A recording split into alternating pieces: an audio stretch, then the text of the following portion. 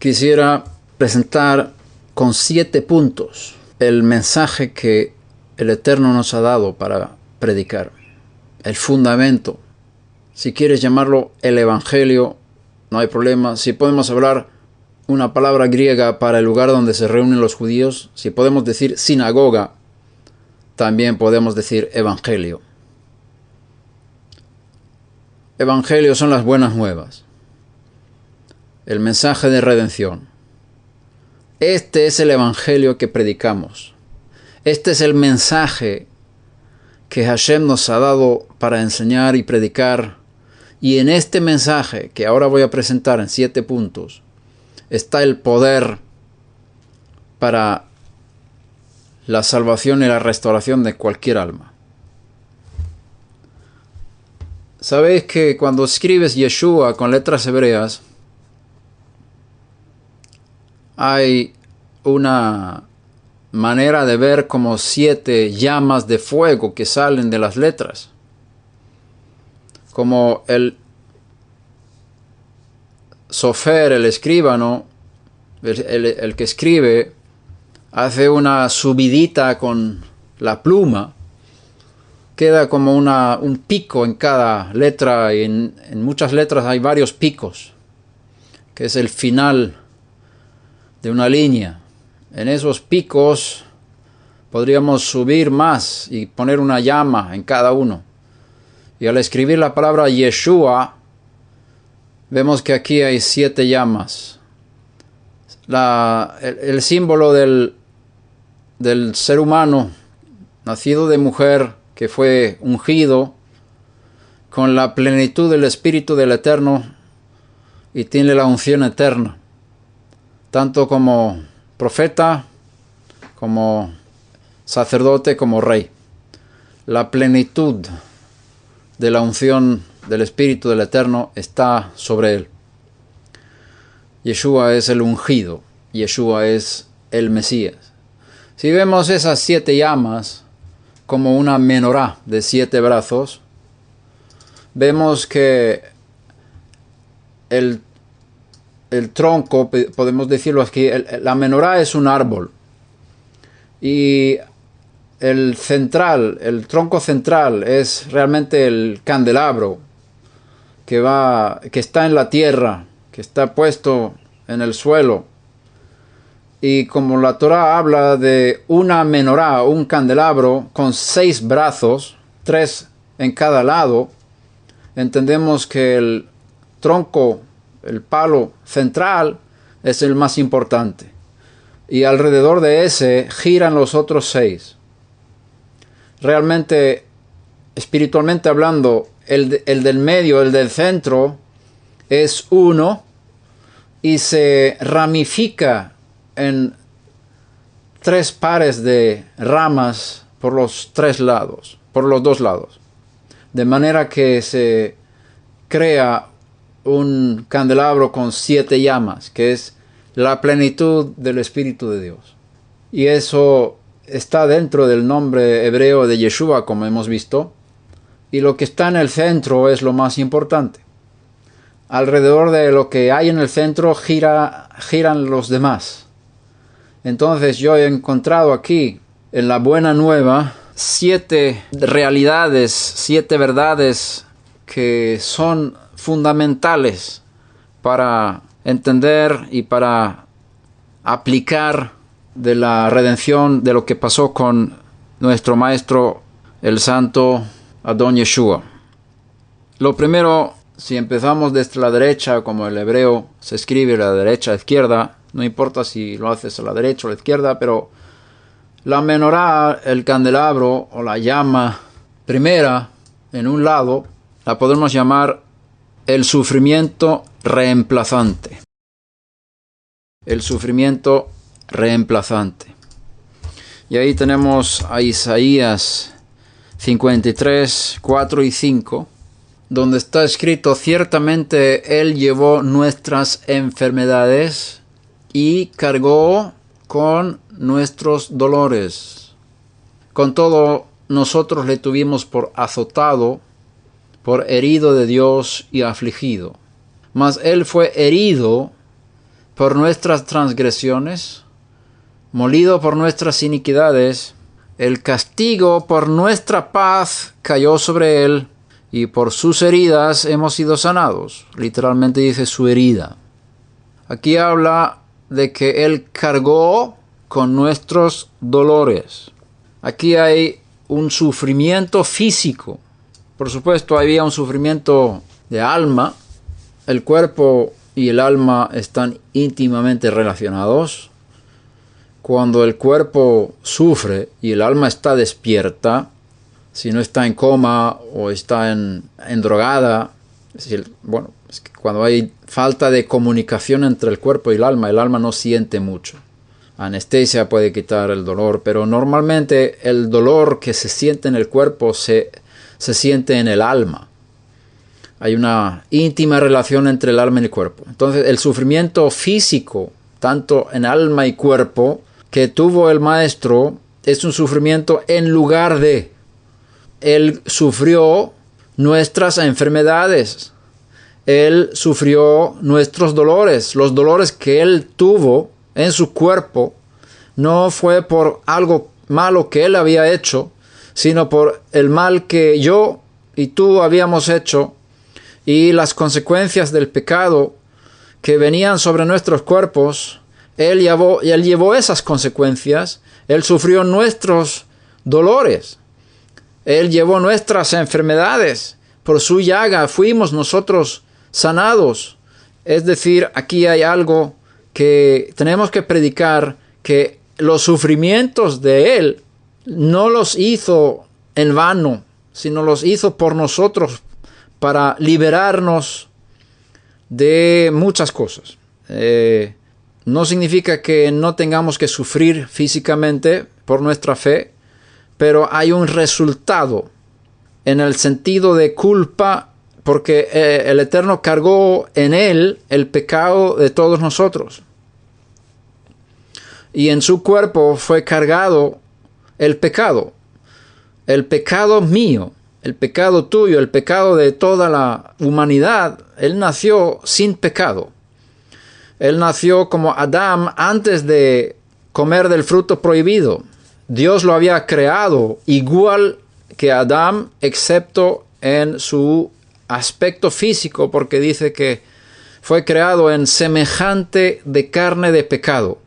Semejanza de carne de pecado, Romanos 8. Semejanza de carne de pecado. También la carta a los Hebreos dice que él fue hecho semejante a sus hermanos en todo, menos en el pecado.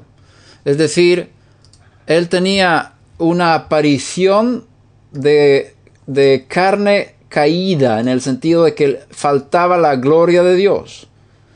No tenía esa luz que rodeaba el cuerpo que había tenido Adán y Javá, los primeros hombres, antes de tomar del fruto prohibido. Entonces su cuerpo, aunque tenía aspecto de cuerpo de pecado, como nosotros, el pecado está en el cuerpo. No estamos hablando de los pecados, estamos hablando del pecado. El pecado es una fuerza que reside dentro del cuerpo y que nos inspira, que nos fuerza a cometer pecados cuando tengamos la oportunidad para ello o cuando cedamos ante esa fuerza. Sea la primera vez como niños o más tarde como más grandes. El pecado es algo que está en el cuerpo. Yeshua nació sin pecado. Fue formado como Adán antes de pecar y porque está escrito que el pecado entró en el mundo cuando Adán comió del fruto prohibido. El pecado entró en el mundo. Podríamos decir que también fue activado latentemente, estaba ahí, potencialmente estaba ahí. Se puede discutir cómo entró, pero el hecho de que entró significa que no estaba antes. Es decir, el cuerpo de Adán no tenía pecado, el cuerpo de Yeshua no tenía pecado. Entonces Adán cedió ante la tentación de la serpiente y el pecado entró en él. Yeshua tenía una situación muy parecida y en ese momento él dijo, no se haga mi voluntad sino la tuya. Yeshua vino para restaurar, para rectificar lo que Adán había hecho mal. Él es el representante de toda la raza humana, él es el último Adán y el segundo hombre, según 1 Corintios 15. El último Adán, es decir, como el primer Adán representa a toda la raza humana, como es la cabeza de todos los seres humanos, también representativamente como sacerdote, como uno que entra en lugar de, como un goel, como uno que entra en lugar del otro. Yeshua representa no solamente al pueblo físico judío, que son sus hermanos físicos, sino todos los seres humanos. Eso podemos ver en la carta a los Romanos capítulo 5, como él es el representante de toda la raza humana. Entonces también está escrito en 2 Corintios, si uno murió por todos, todos murieron. Significa que aquí hay una representación. Lo que él hizo, lo hizo por toda la raza humana. Y entonces él llevó nuestras enfermedades, por supuesto en su cuerpo, y también en su alma, porque hay enfermedades psicológicas. Cargó con nuestros dolores. Y eso fue en lugar de. El pecado entró en su cuerpo en un momento de su vida, que no era su propio pecado, era el pecado, la obstinación, la rebeldía, lo que se revela ante la voluntad de Dios, entró en él. Y yo estoy seguro que eso pasó cuando él salió aquella noche desde la última cena de Pesaj. Salieron al monte de los olivos, está escrito. Salieron al huerto de Getsemaní, no al monte de los olivos. Y ahí es donde él empezó, su alma, dice que mi alma está en angustia hasta la muerte. Entonces ahí pasó algo. Y si tú miras en la historia, ellos pasaron por el valle de Cedrón. Y en ese valle estaba el basurero de la purificación del templo, cuando habían sacado todos los ídolos que los hijos de Israel habían introducido en el templo. En tiempo de Josías, de Ezequías, ellos quemaron los dioses paganos en el valle de Kidrón. Cuando Yeshua pasa por ese lugar y pasa al huerto de Getsemaní, que está un poco más en el otro lado del valle, un poco más arriba, allí se le carga todo eso, toda la basura, todo el pecado, toda la obstinación, toda la rebeldía de la raza humana, entró en su cuerpo y él tuvo un conflicto entre el pecado que estaba en su cuerpo, que era el nuestro, y su alma pura y limpia. Entonces hay una angustia de tal manera que empieza a sudar gotas de sangre. Grandes gotas de sangre salen de su frente y ya es la primera vez que derrama sangre por el mundo, para ayudar a los que han sido víctimas de esta fuerza del pecado, desde la caída de Adán hasta todos los seres humanos, en toda la historia de la raza humana. Entonces, en ese momento hay un conflicto interno impresionante dentro de él. Y él tiene que luchar contra toda la rebeldía del ser humano. Y él dice al Padre, Padre, si es posible que pase de mí esta copa, pero no se haga mi voluntad sino la tuya. Y él somete la voluntad de rebeldía que está en su carne, en su cuerpo, que se revela contra la voluntad de Dios. La voluntad de Dios era que él fuese un sacrificio, que él tuviese que sufrir físicamente y espiritualmente por causa del pecado de Israel y del mundo. Y él resiste ese sufrimiento en sus emociones, en su carne, en su cuerpo y en su alma baja.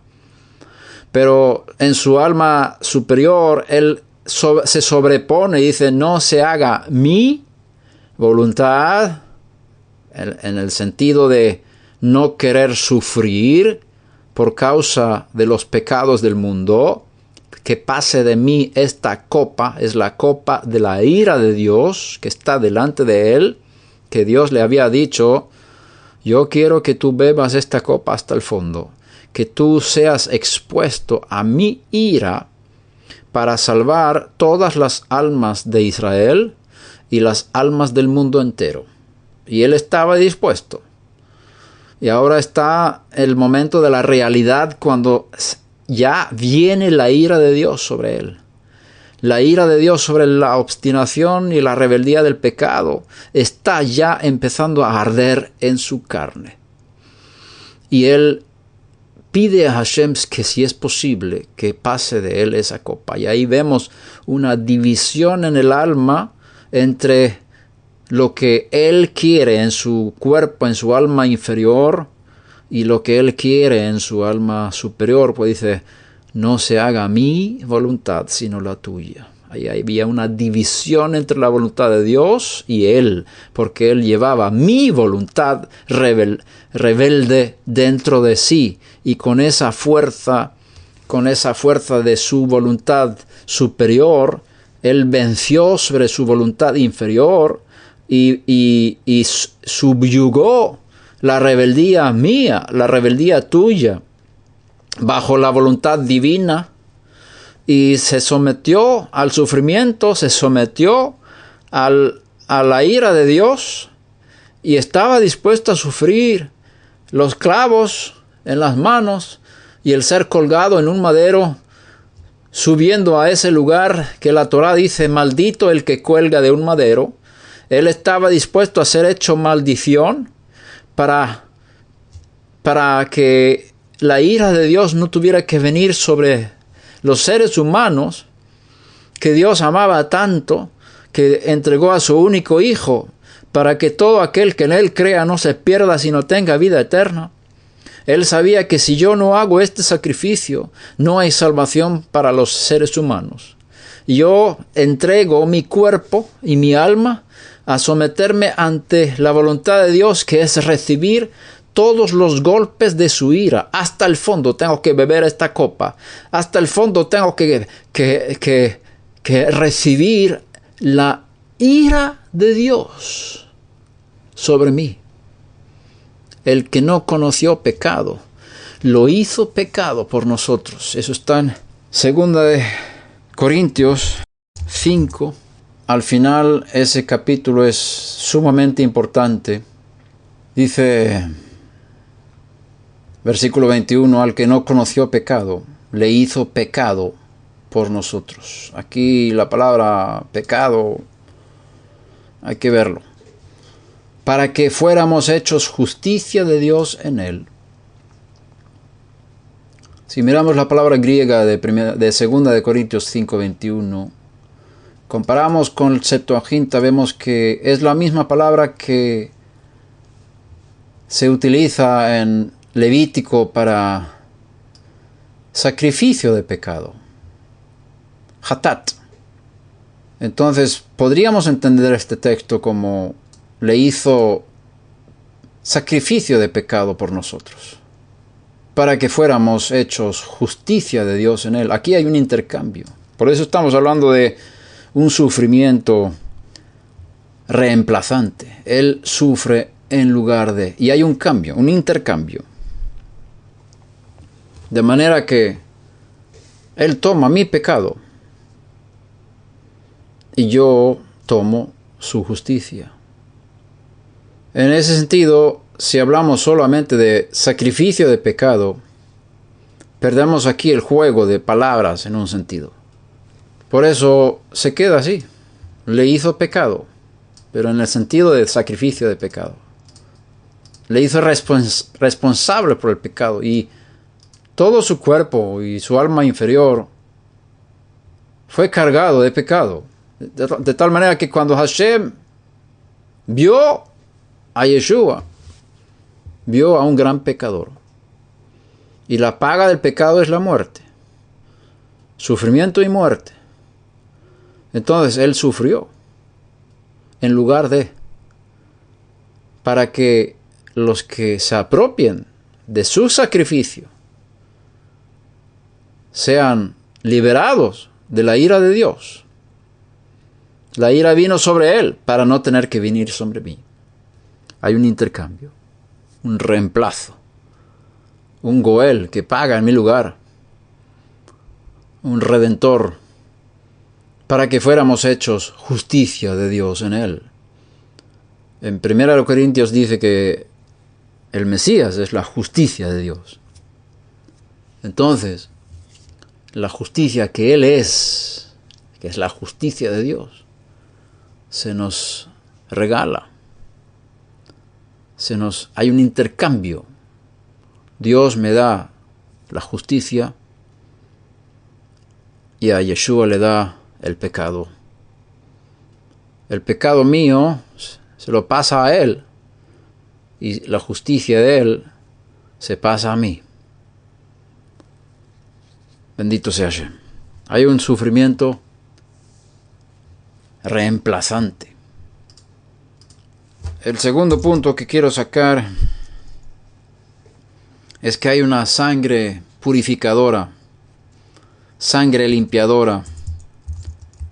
En Levítico 16, 14 tenemos una palabra que coincide con Isaías. Vamos a leer las dos palabras. Isaías 52:15 dice: ciertamente Él asombrará a muchas naciones. Los reyes cerrarán la boca ante Él, porque lo que les había contado verán, lo que habían oído entenderán. Aquí la palabra asombrará a muchas naciones es la palabra salpicará. Vamos a ver si hay alguna otra traducción que diga lo mismo. Aquí en Reina Valera 1909 se dice: empero Él rociará, salpicará muchas gentes. En lugar de entenderlo como asombrará, se entiende como rociará. Puedes revisar el hebreo si quieres. En inglés es sprinkle, rociará, la traducción literal. Y esta misma palabra, que fue traducida como asombrará, que significa rociará, es exactamente la misma que en Levítico 16, que es el capítulo de el gran día del perdón, el Yom Kippur, donde dice: tomará además de la sangre del novillo y la rociará con su dedo en el lado oriental del propiciatorio, que es la tapadera del arca del pacto, el arca del tabernáculo, donde el lugar santísimo, lo que está encima, la tapadera donde están los dos querubines de oro, se llama propiciatorio, que es el lugar del trono de Dios reflejado en estas figuras. Hay varias palabras, caporet en hebreo, que tiene que ver con capará, que es cubrir y expiar el pecado. Y en la Septuaginta dice hilasterion, que tiene que ver con el lugar de gracia, eso como un asiento de misericordia. Y un lugar de... no me acuerdo exactamente del significado de las palabras ahí, pero no vamos a entrar en los detalles demasiado. Pero ese lugar es el trono de Dios en la creación.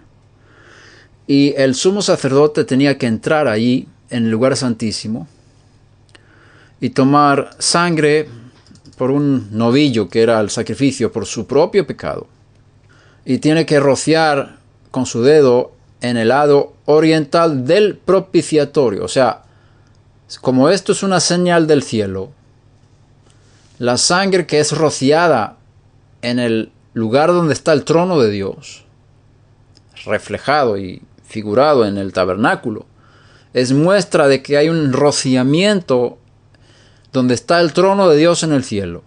Una vez. También delante del propiciatorio rociará con su dedo 7 veces de la sangre. Esto es de su propio pecado. En este caso, el pecado del sumo sacerdote Aarón. Y luego cada uno que viniera después de él, cada año tenía que hacer lo mismo.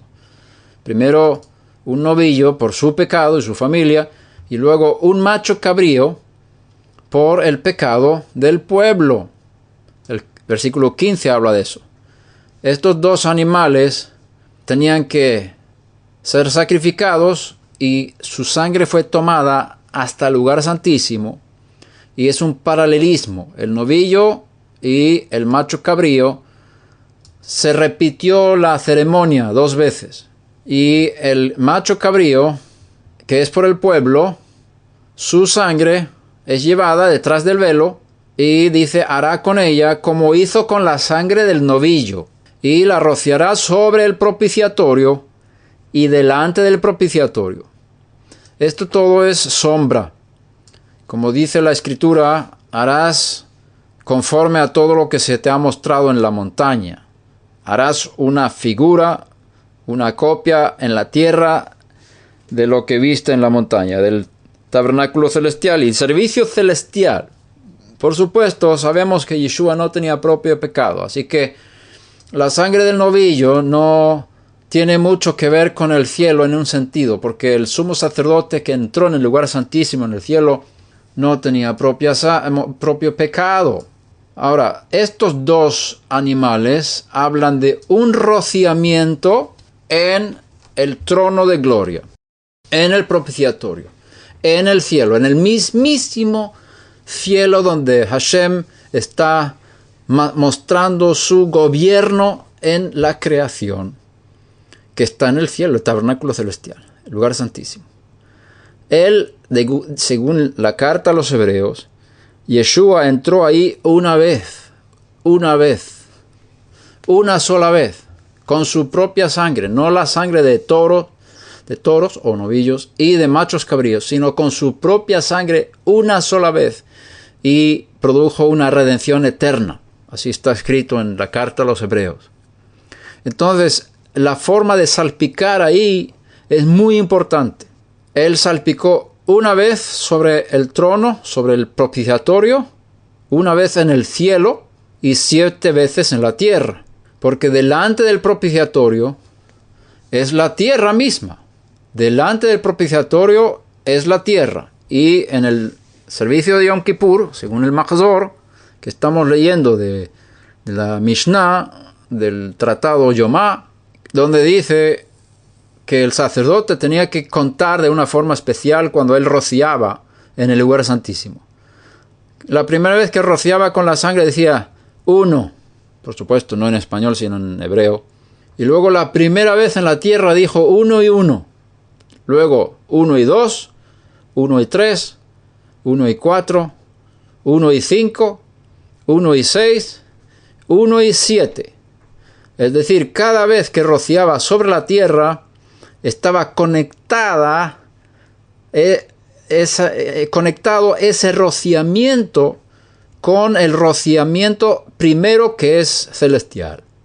Cada rociamiento sobre la tierra depende de un rociamiento celestial. Esto nos habla de que el sacrificio del Mesías es eterno en los cielos, que se hizo una vez por todas las épocas de la historia, y ese rociamiento se proyecta sobre la tierra durante 7000 años de historia humana, desde el primer Adán hasta el final del milenio, el reino mesiánico de 1000 años, que terminará la semana de 7000 años, y hay rociamiento de la muerte del Mesías sobre cada día de 1000 años de historia humana, de manera que todo aquel que se arrepienta de sus pecados pueda apropiarse de un rociamiento de la sangre del Mesías que cubre toda la historia humana, desde Adán hasta el último. Por eso En los mundos superiores el tiempo no es como aquí abajo. Es como una luz de un proyector de diapositivas o de un proyector de películas antiguo que tiene una pequeña luz dentro del proyector, pero cuando toca la pared se esparce en una área muy grande. De la misma manera, el rociamiento celestial está cubriendo los 7000 años de historia. Es una sangre que limpia de pecado. Como está escrito, si vivimos en luz como Él está en luz, tenemos comunión unos con otros, y la sangre de su Hijo nos limpia de todo pecado. También, 1 de Pedro 1 y 2 dice que hemos sido, según el previo conocimiento de Dios y Dios Padre, por la obra santificadora del Espíritu, para obedecer a Yeshua el Mesías y ser rociados con su sangre. Vimos en Isaías de un rociamiento que Él va a hacer sobre todos los pueblos. Él rociará a muchas gentes. 52:15. Los reyes cerrarán sobre él sus bocas. El rociamiento de la sangre de Yeshua en el cielo y en la tierra cubre los 7000 años de historia, de manera que hay perdón de pecados por el poder del rociamiento de Yeshua después de su resurrección en los cielos ante el trono de Dios como sumo sacerdote según el orden de Melquisedec, que es un sacerdocio eterno basado sobre la vida indestructible de la resurrección. Ahora, yo puse la sangre purificadora de Yeshua como la segunda llama en ese candelabro, porque realmente la sangre de Yeshua empezó a derramarse antes de morir y sigue actuando después de la resurrección. O sea que está en los dos lados, digamos, tanto antes de morir como después de ser resucitado. El tronco central del candelabro, del cual hablamos, es la resurrección. El tronco central es la resurrección. Pablo habla de eso en su carta a los Corintios capítulo 15, que la resurrección de Yeshua es lo más importante. Si Él no ha resucitado, entonces todavía estáis en vuestros pecados. Y si miramos el ministerio de los 12 apóstoles que fueron escogidos antes de su muerte para ser sus emisarios, a predicar las buenas nuevas del reino de Dios, después de la resurrección, ellos fueron encomendados específicamente a ser testigos de su resurrección. A ser testigos de su resurrección. El Eterno envió 12 testigos de la resurrección de Yeshua para Israel, para el pueblo judío. Fue su tarea número 1, ser testigos de su resurrección. Porque la resurrección es el punto central, es la clave central de todo el Evangelio. Si no hay resurrección de Yeshua, nuestra fe es vana. Nuestra fe es vana. Vamos a leer ese texto en 1 Corintios 15 para ver la importancia de la resurrección. Aquí es el capítulo de la resurrección y Pablo explica todos los pormenores de esta realidad. Dice versículo 13, porque si no hay resurrección de los muertos, el Mesías tampoco resucitó. Y no estamos hablando aquí de resucitación, porque tenemos varios ejemplos, como Elías el profeta resucitó a un niño que estaba muerto. Aquel cuerpo que tiraron a la tumba de Elisha, recibió vida otra vez. Y Yeshua resucitó a una niña y también a Lázaro, y Pedro resucitó a Dorcas en Jope. Y vemos un montón de personas que a través del poder de Dios han vuelto a la vida, pero volvieron a la vida mortal, volvieron a morir, y su resurrección fue resucitación. fue la vuelta al estado mortal del ser humano anterior. Y luego murieron. No resucitaron para no volver a morir. Y aquí tenemos una resurrección diferente. La resurrección del Mesías que Hashem hizo en el tercer día. Él no se resucitó a sí mismo. Fue resucitado al tercer día.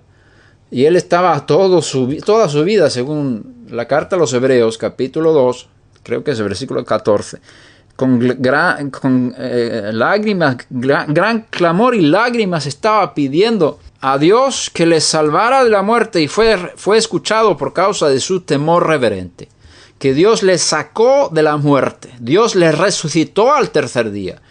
Él no se resucitó a sí mismo, no entró en el lugar de los muertos enfrentándose con Satanás y venció como un gran héroe. Estos cuentos no son bíblicos. Él estaba totalmente expuesto a los sufrimientos de la muerte, a las olas, según yo entiendo los salmos y demás textos. Yeshua tuvo que sufrir las últimas consecuencias del pecado del ser humano en su alma, que estaba muerto, y él tenía que pasar por el lago de fuego, como está escrito: todas tus olas y tus ondas vinieron sobre mí, dice el Salmo. Entonces David estaba viendo proféticamente cómo Yeshua, según yo entiendo, tuvo que pasar por el lago de fuego. Entonces él no pudo salir de la muerte. Él no era un hombre que podía salir de ahí como un dios, un mini dios. Él estaba totalmente expuesto. Él estaba totalmente dependiendo de su Padre Celestial.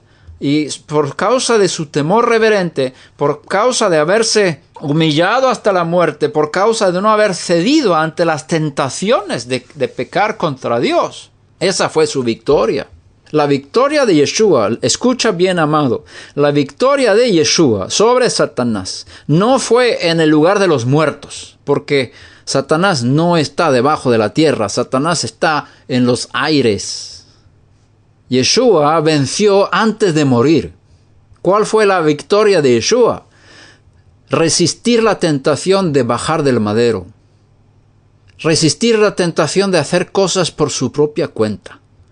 Y desde el principio hasta el final, Satanás le tentó a desconectar de Dios todo el tiempo, igual que hizo con Adán. Es la misma estrategia.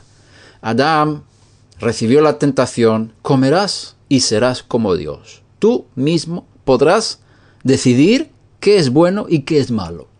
Tú podrás dirigir tu vida sin depender de Dios.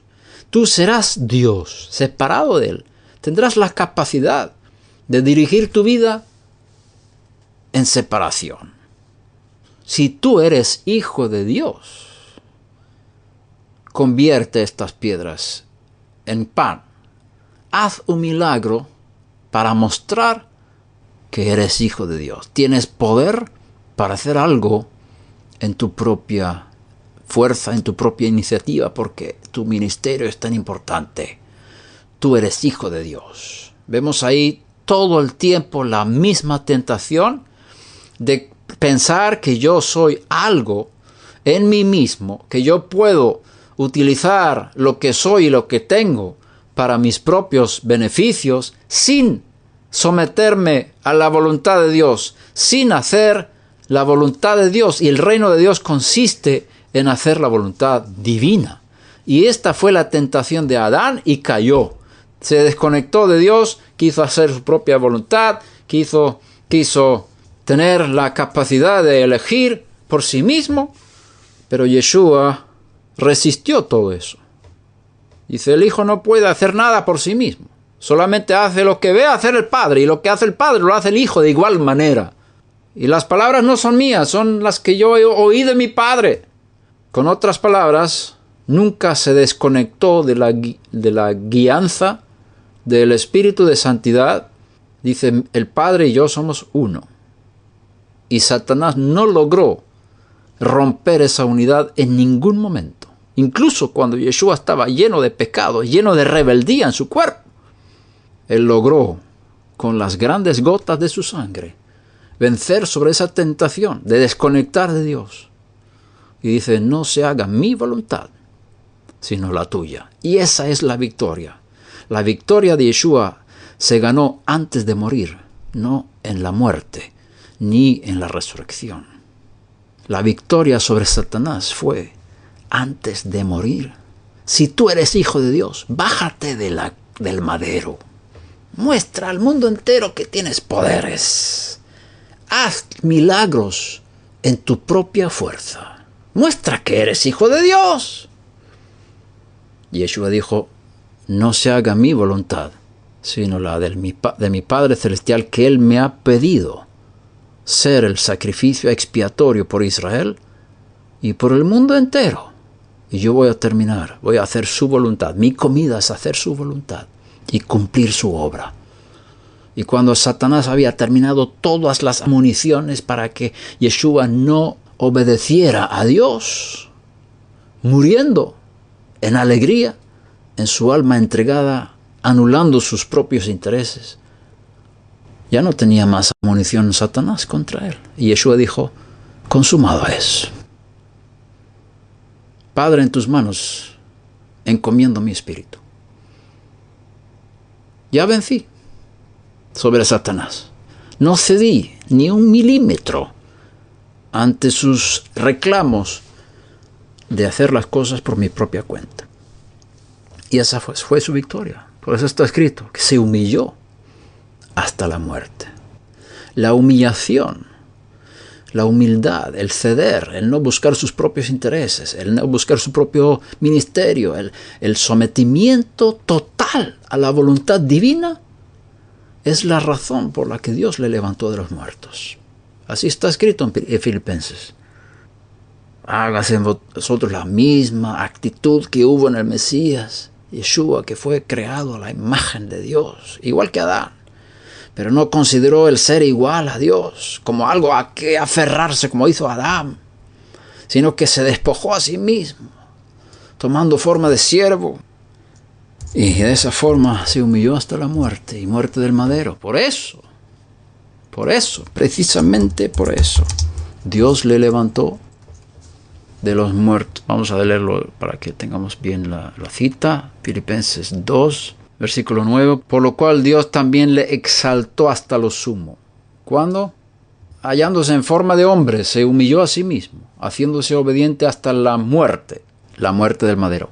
Por lo cual, porque era obediente hasta la muerte, haciendo la voluntad de Dios, Dios también le exaltó hasta lo sumo y le confirió el nombre que es sobre todo nombre, para que en el nombre de Yeshua se doble toda rodilla, ante el Padre, por supuesto, y también ante Yeshua. Pero reconociendo que Yeshua es el Mesías y el Señor, el Adón, para la gloria de Dios Padre. Ahora, la sangre de Yeshua la puse en la segunda rama del árbol de la menorá, porque Él empezó a derramar su sangre en Getsemaní. Esa fue una sangre limpiadora, sangre expiadora, sangre rociadora, pero terminó su obra del rociamiento de su sangre cuando entró en el lugar santísimo en el cielo después de la resurrección. Así que veo que el punto de la sangre es difícil colocarlo en la menorá. Por eso lo he puesto en el segundo, porque ya empezó con el sufrimiento de su cuerpo, ya empezó también a derramar su sangre en Getsemaní. Y esa sangre purifica nuestros pensamientos, purifica nuestra rebeldía, purifica nuestros sueños, todo lo que está en la mente, porque salió de su cabeza, de su frente, donde están nuestros pensamientos. Y luego cuando le pusieron los clavos en las manos, en los pies, y antes de eso le latigaron con los látigos romanos, cientos de golpes en su espalda, desde la cabeza hasta los pies. Y todo su cuerpo fue una sola herida prácticamente. Por eso dice, en su herida fuimos sanados. Y ahí la sangre salió, muchísima sangre salió, muchísima sangre. También cuando el soldado le abrió el costado y salió, como dice, sangre y agua, es decir, que había ya una muerte y había una separación entre los glóbulos rojos y el plasma de la sangre. Entonces, sí hubo mucho derramamiento de sangre antes de su muerte. Pero después de la resurrección, como el texto de Yom Kippur nos muestra, y también los textos del rociamiento de la sangre de los animales en el altar y sobre el pueblo, nos hablan de que después de la muerte hay un rociamiento importante también. Yo diría que más importante que antes de morir. Pero el proceso del derramamiento y el rociamiento de la sangre ya empieza antes de morir. Entonces tenemos un poder tremendo en esa sangre, un poder de purificación. Vemos varias cosas en lo del derramamiento de la sangre en la Torá. Uno es señal de la muerte, es decir, el pecador debe morir derramando su sangre en un sentido, y como aquí el animal derrama su sangre, en lugar del pecador, el pecador es perdonado. Su pecado es expiado por la sangre. Se paga. La sangre, en el sentido de vida, es la paga del pecado. Y un animal inocente muere y derrama su sangre para que el pecador pueda ser perdonado. Ahí está todo el mensaje de la purificación a través de la sangre. Pero no termina ahí. Después que Moshe instituyó el pacto en Sinaí, lo puedes leer en Éxodo, después de las leyes morales y demás, en los capítulos después de la entrega de los 10 mandamientos, dice que él roció sobre el pueblo la sangre. Esta es la sangre del pacto. Es decir, hubo un rociamiento de sangre sobre todo el pueblo de Israel en Sinaí, como señal del pacto que habían entrado con Hashem en Sinaí. Y sabemos que cuando hay un pacto de matrimonio, que el profeta dice que es el pacto del Eterno con la esposa de tu juventud, lo mismo hubo un pacto entre el Eterno e Israel como pacto matrimonial. Y la primera vez que hay una unión física entre esposo y esposa, hay un derramamiento de sangre por el himen de la mujer que el Eterno creó, que tiene que romperse para que haya derramamiento de sangre sobre el miembro varonil. Y de esa forma el pacto matrimonial es sellado con sangre. De la misma forma, el Eterno Moshe roció sobre el pueblo con la sangre que habían sacado de los animales sacrificados en el altar, para que el pueblo entrara en el pacto, que es simbólicamente un pacto matrimonial entre Israel y Hashem. Entonces ahí hay un rociamiento de sangre como señal del pacto. Y Yeshua también dice, antes de dar su sangre, esta copa es el nuevo pacto en mi sangre. Bebed de ella en memoria de mí. Entonces, aquí hay un nuevo pacto, y quiero señalar esto, amados. El nuevo pacto en la sangre de Yeshua es el único pacto entre el Eterno y un ser humano inmortal. Inmortal. Inmortal. El nuevo pacto es rociado sobre los inmortales. Pedro escribe en su primera carta a los elegidos que han sido santificados por el Espíritu para obedecer a Yeshua el Mesías y ser rociados con su sangre. Son los que han nacido de nuevo. Dice versículo 3, nos ha hecho nacer de nuevo a una esperanza viva mediante la resurrección de Yeshua el Mesías de entre los muertos. La resurrección produce un nuevo hombre, un ser inmortal, un ser humano inmortal, corporalmente inmortal. Y el único pacto que existe entre Dios y los inmortales es el nuevo pacto en la sangre de Yeshua. Todos los demás pactos son hechos con hombres mortales. Todos los demás pactos en las Escrituras son hechos con hombres mortales, hombres pecadores, hombres mortales. El único pacto hecho que es eterno es el pacto con el hombre eterno, el hombre inmortal, que es el nuevo pacto en la sangre de Yeshua. Así que el nuevo pacto, escucha bien, amado, no es solamente una renovación, como un pacto renovado con Israel, sino un pacto con un ser humano nuevo. Si uno está en el Mesías, nueva criatura es. Las cosas viejas pasaron y aquí todas son hechas nuevas. Aquí tenemos la dimensión del nuevo pacto, sobrepasa millones de veces todos los pactos que existen hoy en día, porque todos ellos están hechos con hombres mortales, y como el hombre mortal no puede vivir para siempre, necesita la resurrección. Lo único que hay en la resurrección es el pacto nuevo en la sangre de Yeshua, porque Él fue resucitado al tercer día. Por eso la resurrección es la que está dando eco por todos los lados. La resurrección de Yeshua es la que da fuerza a su sufrimiento físico. La resurrección de Yeshua es la que da poder en la sangre que Él derramó antes de morir. En Getsemaní, cuando le golpearon la espalda, cuando le pusieron los clavos, toda esa sangre que fue derramada tiene poder por causa de la resurrección de Yeshua, porque cuando Él, yo no sé si fue físicamente o simbólicamente o de alguna manera espiritualmente, Él tomó de su sangre, yo pienso que no, por supuesto, no toda, y tampoco lo hizo el sumo sacerdote cuando entró en el lugar santísimo en la tierra. No toda la sangre fue salpicada en el lugar santísimo. Una vez sobre el trono y 7 veces sobre la tierra. No toda la sangre, pero parte.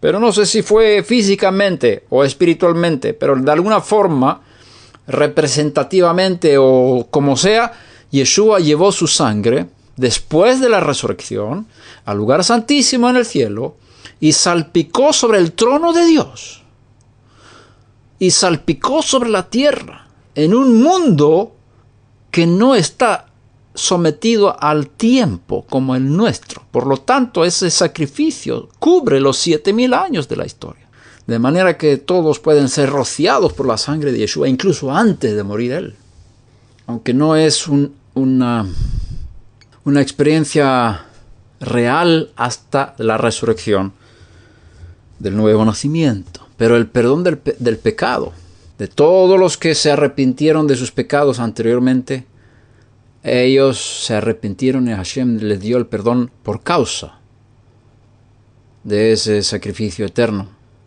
que había sido hecho en el corazón de Dios, como está escrito, el cordero que fue inmolado antes de la fundación del mundo. Revelación 13:8. Pero se manifestó 4,000 años después de la creación, o después de Adán, en el mundo físico, pero ya era una realidad en el mundo espiritual.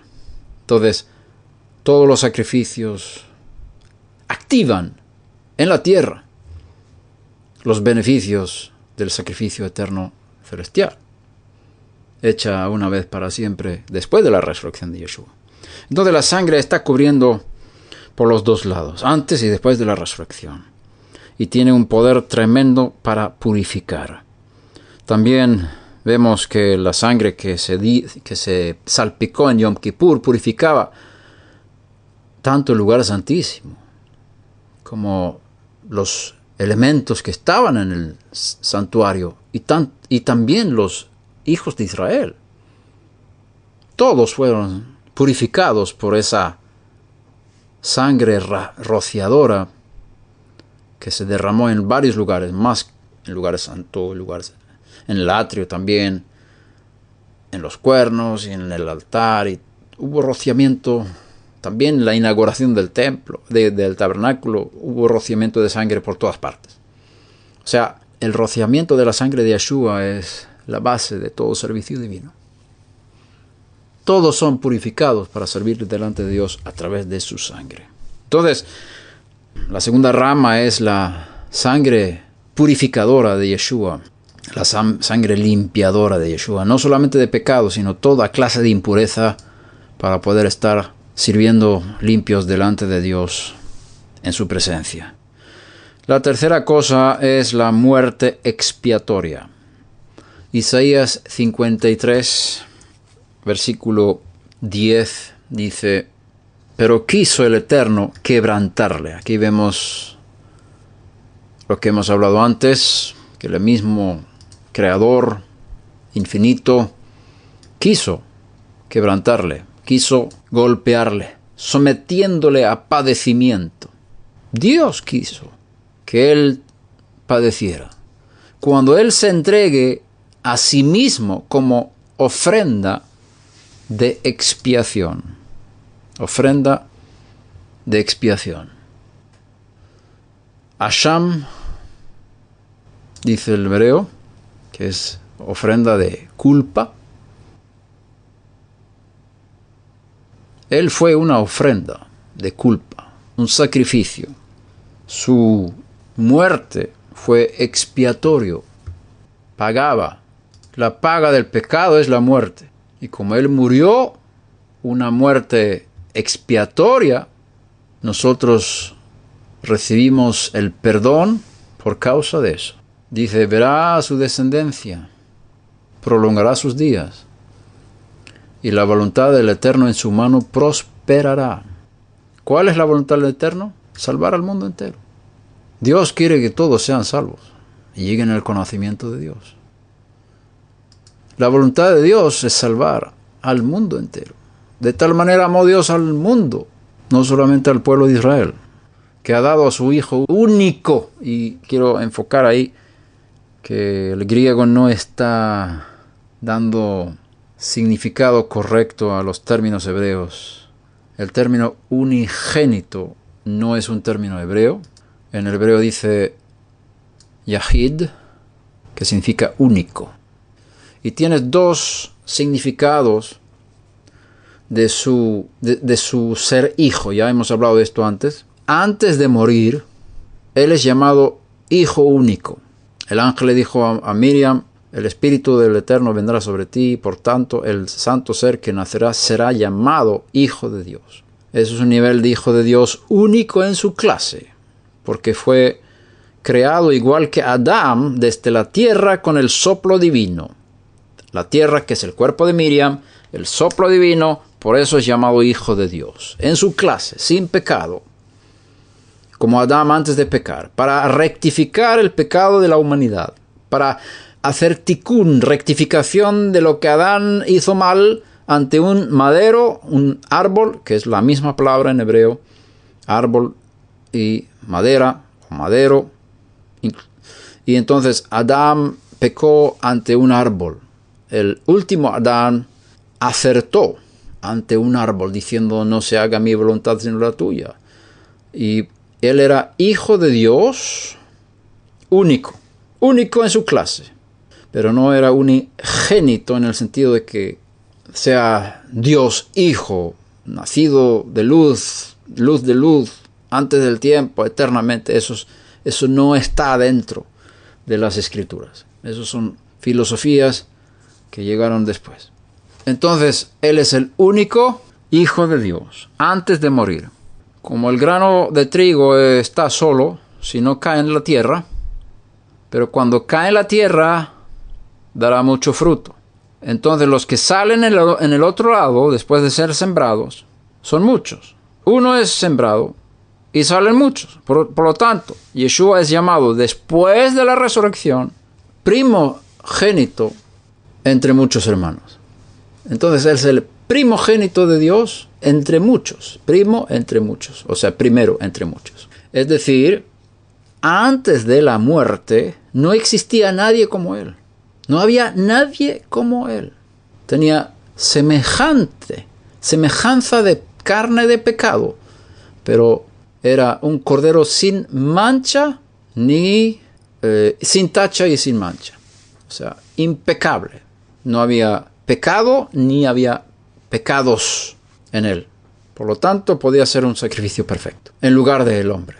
Entonces, después de la resurrección, la semilla había sido sembrada en la tierra y lo que salió fue una espiga con muchísimos granos, iguales que él. Entonces, la espiga que cae en la tierra no es la que sale en el otro lado, pero de la que muere sale la nueva espiga. Entonces, en la naturaleza, el Eterno ha mostrado una ilustración fantástica de la muerte y resurrección, que tú siembras una semilla y salen muchas de la misma semilla, pero no es la misma semilla, pero es la misma clase es trigo y sale trigo, cebada, sale cebada. Por lo tanto, Yeshua murió como descendiente de David, y los que mueren con él, entran en su muerte, mueren juntamente con él, se apropian de su muerte, también pasarán a la resurrección. Como él muere por todos, todos mueren. Y todos están dentro de él cuando él muere. Igual que todos están dentro de Adán cuando peca, cuando Yeshua muere, todos están dentro de él. Eso lo puedes ver en Romanos 5, bien explicado. El acto de pecado de un hombre afecta a todos. La muerte viene sobre todos. El pecado entra en el mundo. Y el acto de justicia, que es la muerte de Yeshua en obediencia a Dios, produce un efecto sobre toda la raza humana. Y de esa forma, tú estás dentro de él cuando él muere. Yo estoy dentro de él cuando él muere. Su muerte es mi muerte. Su resurrección es mi resurrección. Y por eso nos bautizamos en agua. Romanos 6 habla de esto. El que se ha bautizado en su muerte. Y cuando sales del agua, sales identificándote con la resurrección de él. Te unes totalmente al acto de ser sembrado en la tierra y ser parte de esa resurrección en el otro lado. De esa forma, los que son de la resurrección son iguales que Yeshua. Es una raza humana diferente. Tienen la vida indestructible. Son descendientes de David. Por eso son llamados reyes. Y tienen la vida eterna como seres humanos, corporalmente. Por lo tanto, son del orden de Melquisedec, que dice que tú eres sacerdote para siempre, según el orden de Melquisedec. El único que califica para ser sacerdote eterno es el que tiene la vida indestructible. Por eso la carta a los Hebreos habla de que el sumo sacerdocio de Yeshua no se basa en la ascendencia física de Leví o de Aarón, sino de una vida, del poder de una vida indestructible. Como está escrito en el Salmo, tú eres sacerdote para siempre, según el orden de Melquisedec. Entonces, reyes por ser descendientes de David, sacerdotes por tener la vida indestructible, son los de la resurrección. Y el nuevo pacto es con ellos. El nuevo pacto es con los de la resurrección. Los hijos de la resurrección son participantes del nuevo pacto. Así que cuando te bautizas en agua, cuando te sumerges en las aguas en el nombre de Yeshua, te apropias de esta verdad que ya existe, pero no ha sido revelada o impregnada, o tú no has podido sacar los beneficios de eso hasta recibirlo, y cuando pasas por las aguas hay una confirmación muchísimo más poderosa de tu unidad con su muerte y su resurrección, y eres parte de él en su muerte y parte en la resurrección, y por lo tanto tienes una esperanza de que también tu cuerpo va a ser parte. Vas a tener cuerpos, tú vas a tener un cuerpo como el cuerpo de la resurrección de él, como dice Filipenses 3, 21, que él transformará nuestro cuerpo para que sea semejante al cuerpo de la resurrección de él, cuando él venga. Por eso él dice que yo voy a preparar lugar para vosotros. Y ese lugar es el cuerpo que él está preparando, y cuando él venga traerá el cuerpo y me vestirá con ese cuerpo que él tiene, según también 2 Corintios 5, que vamos a ser vestidos con el cuerpo celestial, que él ya tiene preparado, está preparando ese lugar maravilloso que es el cuerpo de la resurrección. Y vamos a ser semejantes al cuerpo de Yeshua inmortal, también en lo físico. Pero ya lo tenemos en el espíritu, ya lo tenemos en el interior, ya tenemos la vida indestructible, ya tenemos el ministerio de Melquisedec, ya somos reyes y sacerdotes por causa de identificarnos con su muerte y resurrección. La resurrección de Yeshua es el punto central, como hemos dicho. Entonces tenemos los tres primeros. El sufrimiento reemplazante, la sangre limpiadora, la muerte expiatoria y la resurrección poderosa. Romanos 1:4 dice: fue declarado Hijo de Dios con poder, conforme al Espíritu de Santidad, por la resurrección de entre los muertos, nuestro Señor Yeshua el Mesías. Si miramos el versículo anterior, su Hijo, que nació de la descendencia de David según la carne. Es decir, la semilla que fue sembrada en la tierra fue la descendencia de David. Es una descendencia real. Aquel gentil que se bautiza se une con Yeshua en su muerte. Se une con esa descendencia davídica y es unido a la resurrección cuando sale de las aguas, y sigue siendo de la descendencia de David espiritualmente. Por lo tanto, es rey juntamente con él. Él es de la descendencia física de David a través del poder del Espíritu en la resurrección de los muertos. Hay otro lugar en las cartas de Pablo donde habla de lo mismo, de la descendencia de David, que tiene que ver con el creyente. Por eso está la realeza en la resurrección, aunque la semilla murió, el trigo murió, pero sigue siendo trigo. Y el que es unido a él es unido en todas las consecuencias. Efesios 1:19 habla del poder de la resurrección. Aquí Pablo está utilizando tres palabras para la resurrección. La extraordinaria grandeza de su poder. Tres palabras para expresar la energía que produjo la resurrección de Yeshua. Y esa energía está obrando para con nosotros los que creemos conforme a la eficacia de la fuerza de su poder. Aquí otra vez, eficacia, la fuerza de su poder, tres palabras, el cual obró en el Mesías cuando le resucitó de entre los muertos y le sentó a su diestra en los lugares celestiales. La resurrección es poderosísima. No solamente fue una vuelta a vida para ser mortal, sino fue una nueva creación. Si alguno está en el Mesías, nueva criatura es. Las cosas viejas pasaron, he aquí todas son hechas nuevas, para que os despojéis del viejo hombre y os vistáis del nuevo hombre que ha sido creado a imagen de Dios. El hombre nuevo es una nueva creación. La resurrección de Yeshua es una nueva creación, pero no está separada de lo que había antes. Por lo tanto, todos los que entran, tanto judíos como gentiles, son de la descendencia de David en la vida de resurrección de Yeshua. Solamente quiero leer aquí Revelación 1, versículo 5, dice: Yeshua el Mesías, el testigo fiel, el primogénito de los muertos. Aquí vemos que después de la muerte es llamado primogénito, es decir, primero y después vienen otros.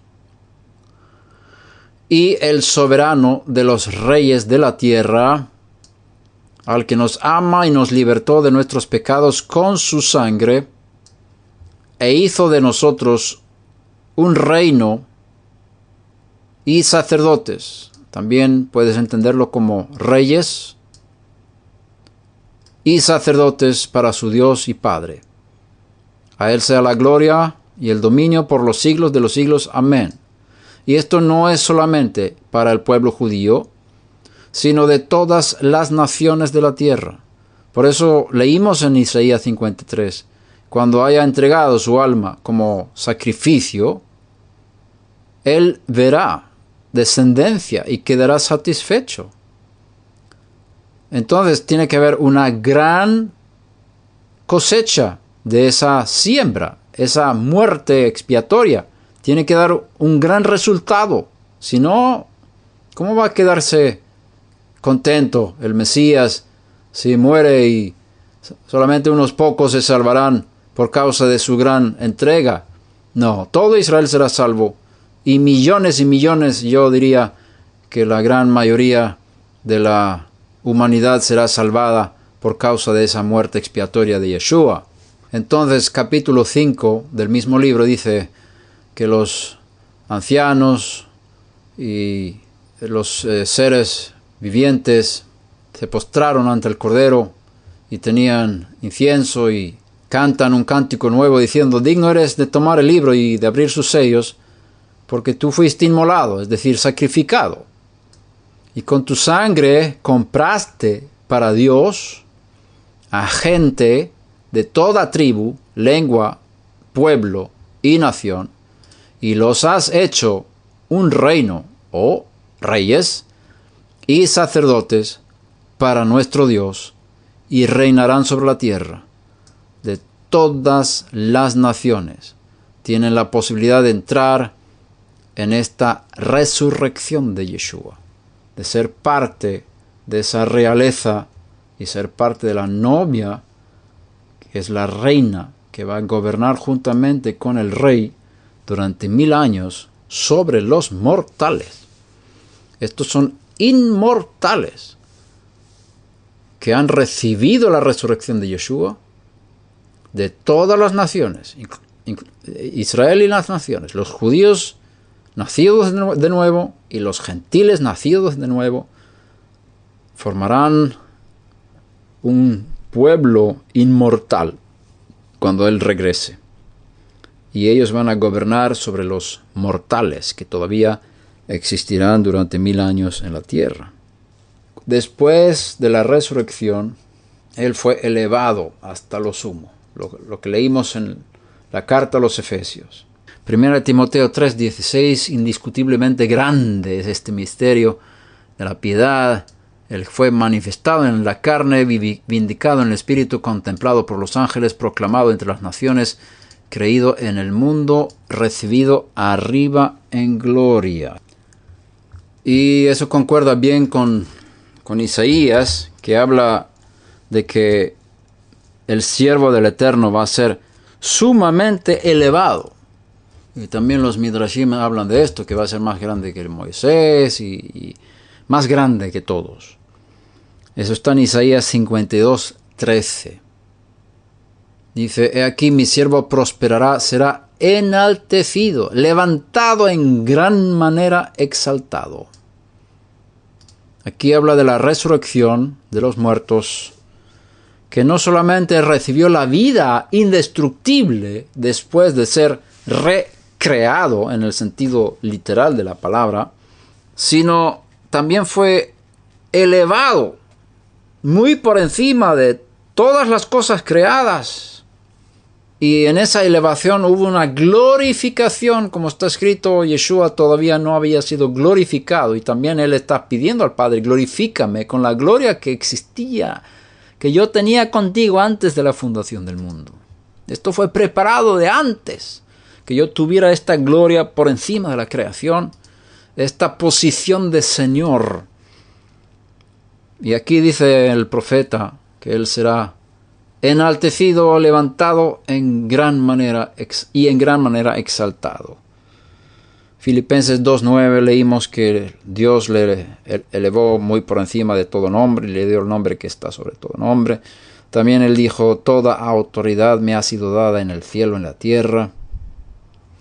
Hechos de los Apóstoles 5, versículo 31 dice: a este Dios exaltó a su diestra como príncipe y salvador, para dar arrepentimiento a Israel y perdón de pecados.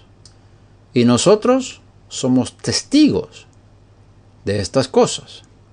Y también el Espíritu Santo, el cual Dios ha dado a los que lo obedecen. Nosotros somos testigos de la resurrección y exaltación de Yeshua, para que Israel tenga arrepentimiento y perdón de pecados. Así habla Pedro. Así que la exaltación o elevación gloriosa es una de las ramas del candelabro. Después de la resurrección, Él fue exaltado, fue elevado gloriosamente hasta lo sumo, hasta el lugar por encima de toda cosa creada, incluso las cosas invisibles. Y no solo eso, en ese lugar Él recibió esa unción, de la cual se habla en el Salmo 110, versículo 4. El Eterno ha jurado y no se retractará. Tú eres sacerdote para siempre. Aquí vemos la vida indestructible. Según el orden de Melquisedec. También, como dice en otro salmo, mi hijo eres tú, yo te he engendrado hoy. Es la resurrección. Y es una nueva vida, una nueva dimensión de ser hijo de Dios. Y esto es la dimensión de la vida indestructible. Y como tal califica para ser sacerdote para siempre, eternamente, según el orden de Melquisedec. Y eso era imposible antes de la resurrección.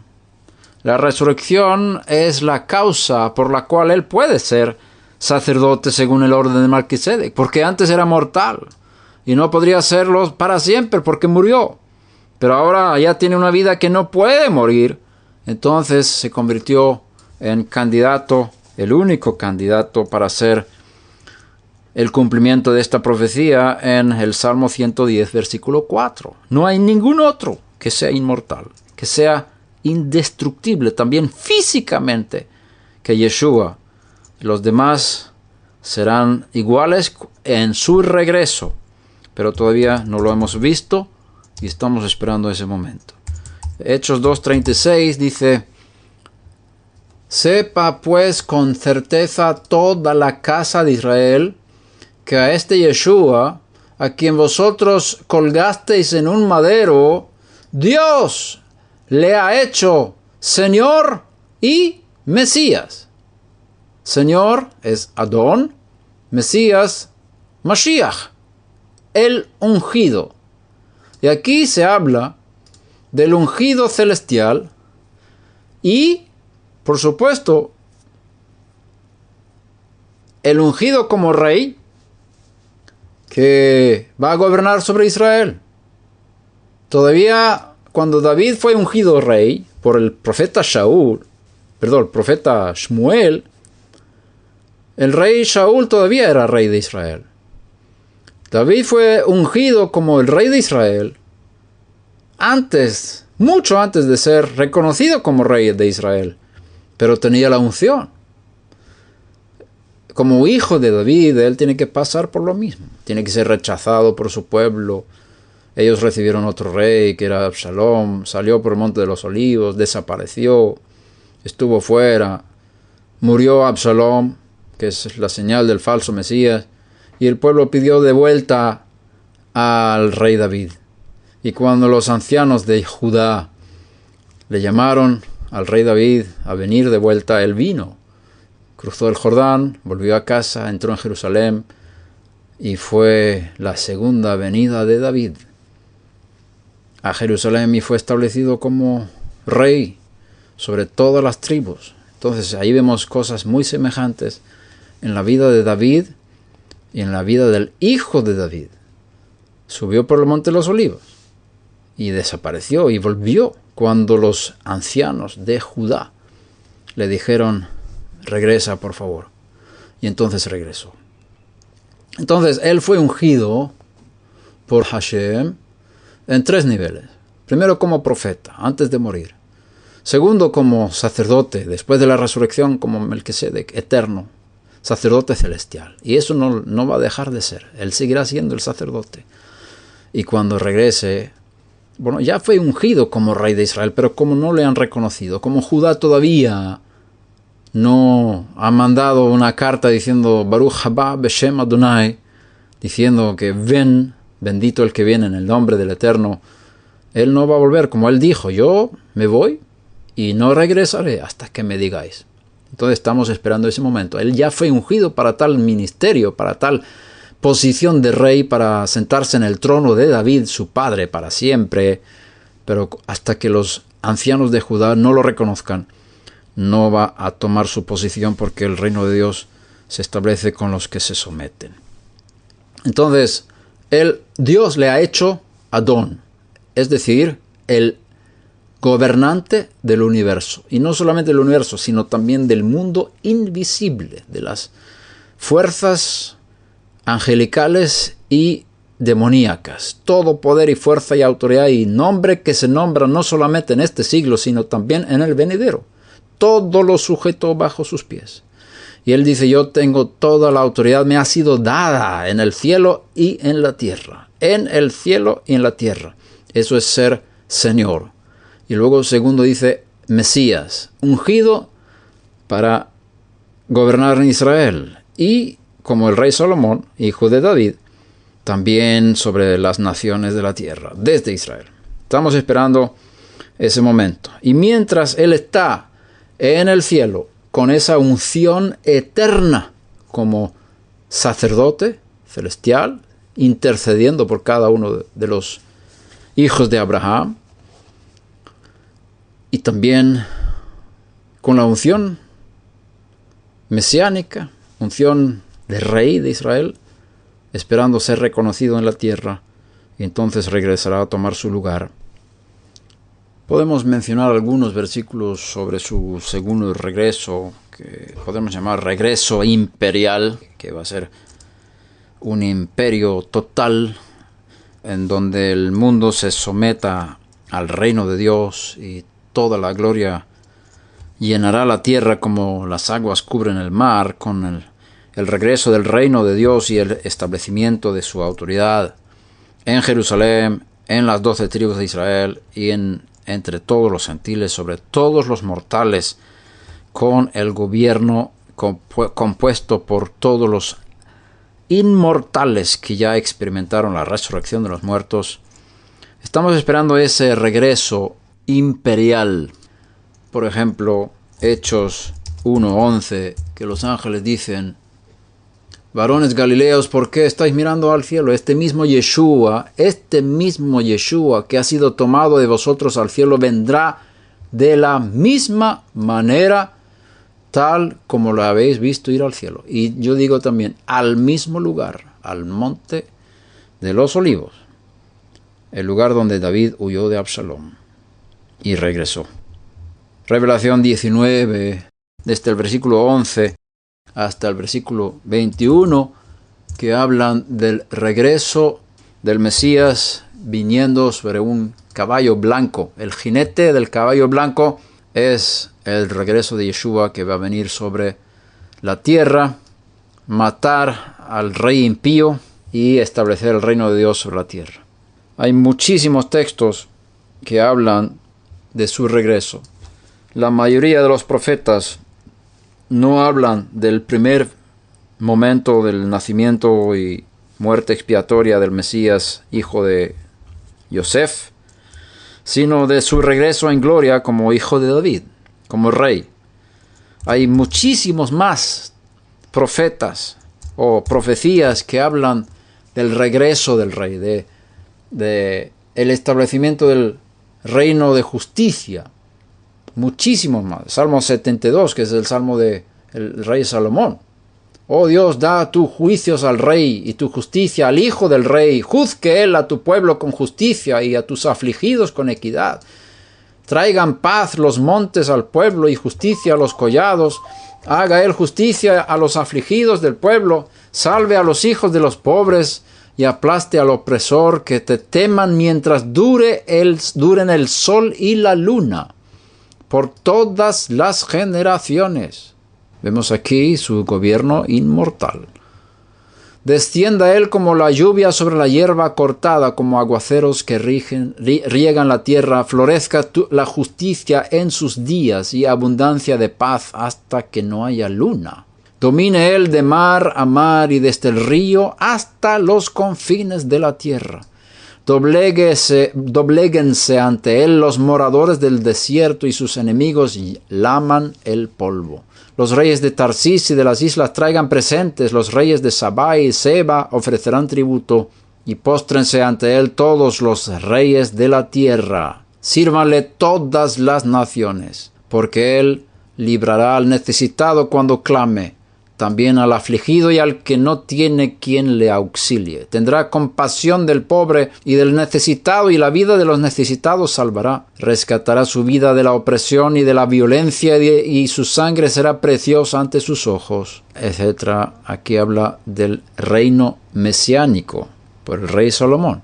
Tenemos otras profecías muy conocidas como Isaías 9, 6, que dice: porque un niño nos ha nacido, un hijo nos ha sido dado, y la soberanía reposará sobre sus hombros, y se llamará su nombre admirable, consejero, Dios, poderoso, Padre, eterno, príncipe de paz. 8 nombres. El aumento de su soberanía y de la paz no tendrá fin. Aquí la palabra aumento tiene la mem sofit en hebreo dentro de la misma palabra. Bien interesante. Sobre el trono de David y sobre su reino, para afianzarlo y sostenerlo con el derecho y la justicia, desde entonces y para siempre, el celo del Eterno de los ejércitos hará esto. Por eso es tan importante que la resurrección sea conectada con la ascendencia davídica. Yeshua nació en la carne según era la descendencia de David, y murió como tal y resucitó como tal. Él es la raíz de David, también dice Revelación, porque él tiene que cumplir las profecías. También Isaías 11 habla de su reinado, y puedes mirar todos los profetas como hablan del momento del regreso de Yeshua. Tantas veces puedes encontrar referencias al momento del regreso del Rey del cielo. Yo me atrevería a decir que la mayoría de las profecías hablan de eso. Si miramos los profetas Isaías, Ezequiel, Jeremías, todos estos profetas que escriben. Tanto también en los libros de Moshe Rabenu, al final, donde están las profecías de él, se habla de su regreso. Cuando habla de la historia futura de Israel, ahí está, que vendrá el rey y los salvará, y todas estas indicaciones de ese momento tan poderoso de su regreso. Es muy documentado en los profetas, muchísimo más que su primera venida. Entonces, Isaías 11, y brotará un retoño del tronco de Isaí. Mira, también la descendencia de David es muy importante. Y un vástago de sus raíces dará fruto. Un vástago de sus raíces dará fruto, y reposará sobre él el espíritu del Eterno. Aquí este es el tronco central del candelabro. Espíritu de sabiduría y de inteligencia, 2 brazos. Espíritu de consejo y de poder, 2 brazos. Espíritu de conocimiento y de temor del Eterno, 2 brazos. Se deleitará en el temor del Eterno, y no juzgará por lo que vean sus ojos, ni sentenciará por lo que oigan sus oídos, sino que juzgará al pobre con justicia, y fallará con equidad a los afligidos de la tierra. Herirá la tierra con la vara de su boca, y con el soplo de sus labios matará al impío. La justicia será ceñidor de sus lomos, y la fidelidad ceñidor de su cintura. El lobo morará con el cordero, y el leopardo se echará con el cabrito. El becerro y el leoncillo y el animal doméstico andarán juntos, y un niño los conducirá. La vaca y la osa pacerán, sus crías se echarán juntas. Y el león como el buey comerá paja. El niño de pecho jugará junto a la cueva de la cobra, y el niño destetado extenderá sus manos sobre la guarida de la víbora.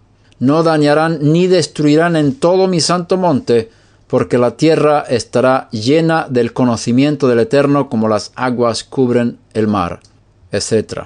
Aquí otra referencia al regreso y el establecimiento glorioso del reino de Dios en la tierra.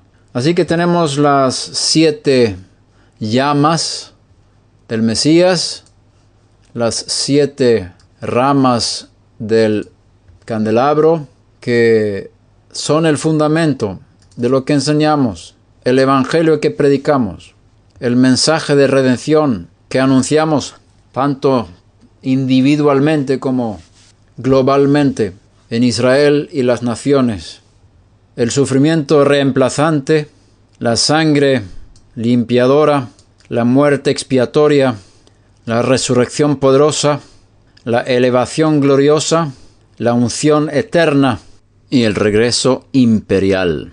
Bendito sea Hashem por el mensaje y la fuerza de este mensaje. Este es el poder de Dios que cambia vidas y cambiará el mundo entero. Bendito sea su nombre.